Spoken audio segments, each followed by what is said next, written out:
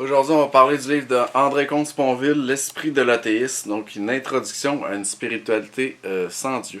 André Comte-Sponville, c'est un philosophe que j'apprécie. Je trouve ça super bien, c'est facile d'accès. J'avais lu son dictionnaire philosophique. Il a écrit quand même un assez gros dictionnaire philosophique, puis je l'avais lu, j'avais trouvé ça pertinent.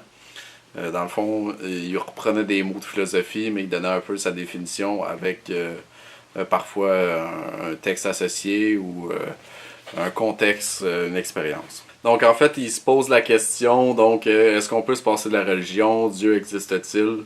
Est-ce que les athées sont condamnés à vivre sans spiritualité? Puis c'est comme ça qu'est axé le livre. Donc grosso modo, les chapitres, il va y avoir plein de sous-chapitres aussi. Donc peut-on se passer de religion? Dieu existe-t-il? Quelle spiritualité pour les athées? Puis conclusion, l'amour, la vérité. Donc on va regarder un peu ce que j'ai trouvé intéressant dans le livre. Donc à la page 7, il va parler des deuils et des rituels. Donc il va parler d'Épicure.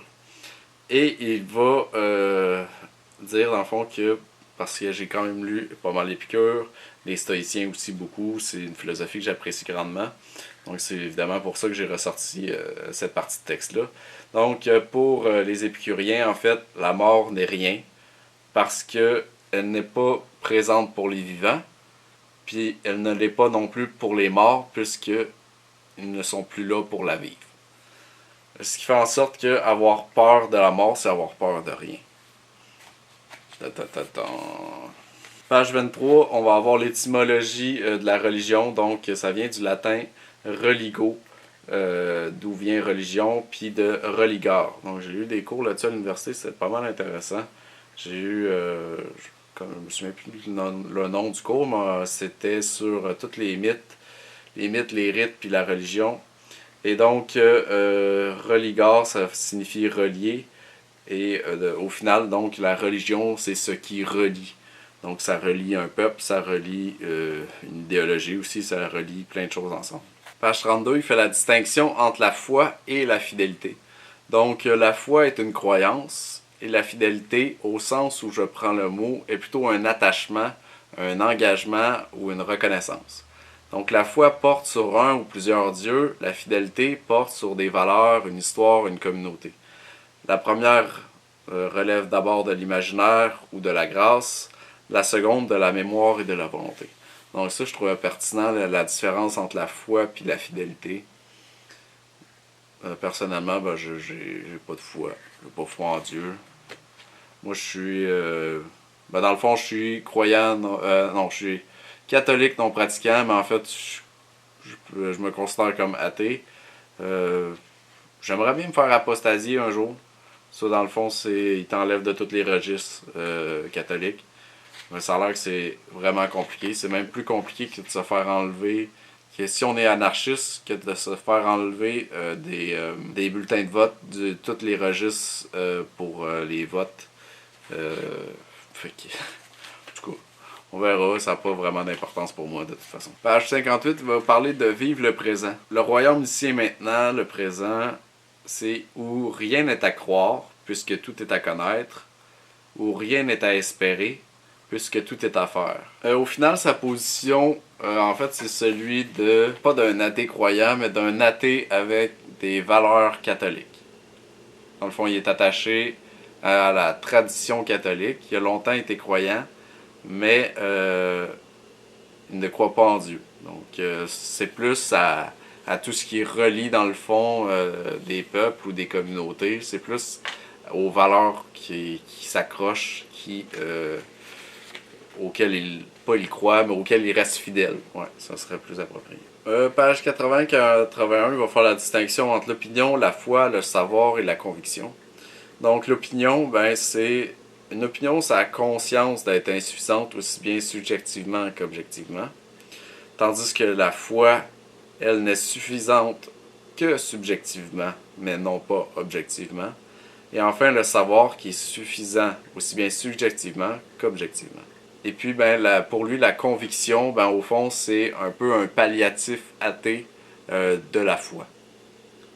Page 82-83, il va parler dans le fond de tout ce qui est la foi, tout ce qui est tout ce qui est lié à ça et à l'interprétation. Et au fond, comme on est dans une interprétation de tous les textes religieux, ben on est évidemment dans une ignorance de base.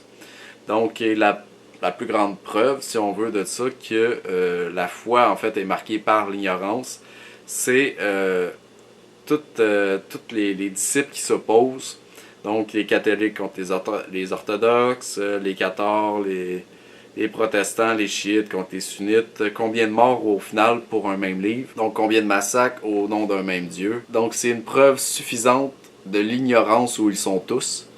Parce que ben, on s'entretue pas, il va faire le parallèle avec la science, on s'entretue pas pour des mathématiques par exemple. On s'entretue pas pour une vérité de fait. Lorsqu'elle est bien établie, ben il n'y a personne qui s'entretue pour ça parce qu'il n'y a pas de jeu d'interprétation, il n'y a pas d'ignorance. Donc au final, ce qu'il dit, ben, c'est qu'on s'entretue pour ce qu'on ignore ou qu'on est incapable de prouver. Puis ben, c'est la même chose dans le fanatisme aussi. Fait que bref, je trouvais ça vraiment intéressant de l'aborder sous le thème de l'ignorance. Puis je trouve que ça fait juste vraiment du sens. Donc, puis il va continuer dans le fond dans la même optique qu'on disait à page 110, au niveau de l'explication incompréhensible, ce qu'il va dire. Dans le fond, c'est qu'on va croire en Dieu d'un point de vue théorique. Ça revient toujours à vouloir expliquer quelque chose que l'on ne comprend pas. Le monde, la vie, la conscience, etc. par quelque chose que l'on comprend encore moins, Dieu. C'est ça, pareil. C'est vraiment ça. Donc, d'un point de vue intellectuel, ben, c'est pour ça que moi, je lis assez peu de textes religieux. Ben, j'en lis, mais par exemple, si je lis des existentialistes chrétiens, je suis tout le temps déçu par la démarche intellectuelle au final. Puis ben, c'est aussi ça qu'il dit, c'est comment se satisfaire intellectuellement d'une telle démarche. Page 115, ben, il va citer Montesquieu, dans le fond sur l'anthropomorphisme qui est fait pour Dieu. Montesquieu disait dans ses lettres persanes, si les triangles faisaient un Dieu, il lui donnerait 3 côtés. C'est un peu ça aussi qui est absurde. D'abord, le Dieu accepte pas les animaux, il accepte juste les humains, il accepte encore moins les plantes. L'image qu'on en a, souvent, c'est une représentation humaine. Bref, pour moi, c'est une des preuves aussi du fait que ça n'existait pas et que c'est une invention qui a permis de relier des peuples, de les garder ensemble. Peut-être que par rapport à d'autres peuples, peut-être que ça s'est fait en posture contre d'autres peuples. Mais bref, ça a permis... La religion a permis d'établir des valeurs, puis d'avoir un code de justice, un code moral pour une grande partie de la population. Mais si on regarde au niveau du reste, au niveau de Dieu, de la théorie qu'il y a derrière, ben, c'est là que le bas blesse, si on veut. C'est là qu'on se rend compte que plus le temps évolue, ben, moins ça va dans ce sens-là. Moins ça va confirmer ça. Puis je vais terminer avec une phrase sur la liberté. Il va dire la liberté de l'esprit est le seul bien peut-être qui soit plus précieux que la paix. C'est que la paix sans elle, sans la liberté d'esprit, n'est que servitude. Fait que bref, c'est quand même très pertinent comme lecture. Moi, ça m'a rien coûté ce livre-là. Je pense que je l'ai payé au poids, donc 10 sous.